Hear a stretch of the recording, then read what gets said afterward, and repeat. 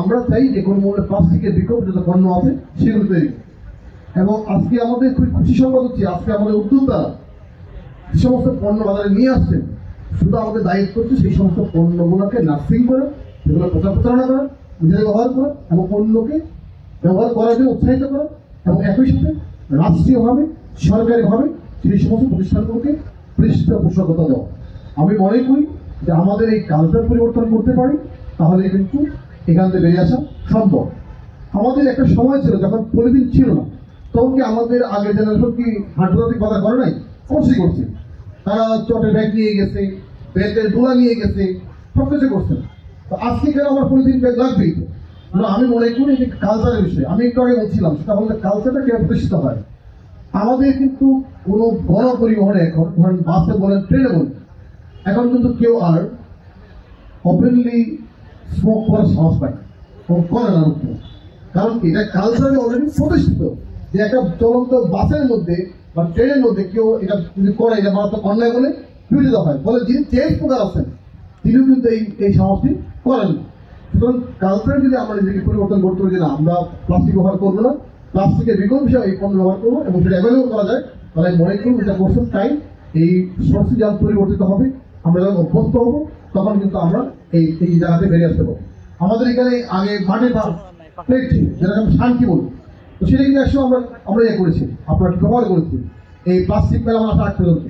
এবং তখন কিন্তু আমাদের লোকেদের কিন্তু আপনার হচ্ছে খুব স্বাস্থ্যবান ছিল, সুস্থ ছিল, আজকের মতো এত হচ্ছিল না। আজকের এই যে বাংলাদেশে, আমি প্রায়ই বলি যে বাংলাদেশে যখন নতুন কোনো বাজার হয়, সেখানে কিন্তু 3টি দোকান হয় গ্রামে। এই 3টি দোকানের মধ্যে একটি হয় ওষুধের দোকান, এবং গ্রামগঞ্জে শহরে সব জায়গায় আপনার এত পুরো ওষুধের দোকান, এবং রাত্রে সর্বশেষ যে দোকানটি বন্ধ হয় সেটি হচ্ছে ওষুধের দোকান। তার মানে কি? তার মানে যে ওষুধের প্রয়োজন রয়েছে, ওষুধ বিক্রি হয়, কেউ কেউ কিনতে হচ্ছে, কিনছে, এবং এই কারণে ওষুধ দোকানটা খোলা আছে, এবং এটা ইন্ডিকেট করে যে সমাজের সবাই কিন্তু আমরা আসলে অসুস্থ। অথচ আপনি উন্নত দেশে যাবেন, চায়না যাবেন, কোরিয়া যাবেন, আপনি ফিলিপাইন যাবেন, আপনি অস্ট্রেলিয়া, যে কোনো দেশে জন্ম নেই, আপনি ওষুধ দোকান খুঁজতে কিন্তু ঘাম বেড়ে যায়। ওষুধ দোকান কোন জায়গায় আছে? আপনি চাইলে যে কোনো দোকান থেকে ওষুধ কিনতে পারবেন না, এবং যে কোনো জায়গাতে আপনি ওষুধ পাবেন না। কারণ তাদের ওষুধ, আমি সবসময় বলি কি, মেডিসিন ইজ এ পয়জন, যে এটা বানায় একজন বিশেষ ব্যক্তি এবং প্রেসক্রাইব করে একজন বিশেষ ব্যক্তি, এবং দেওয়া হয় বিশেষ ব্যক্তিকে।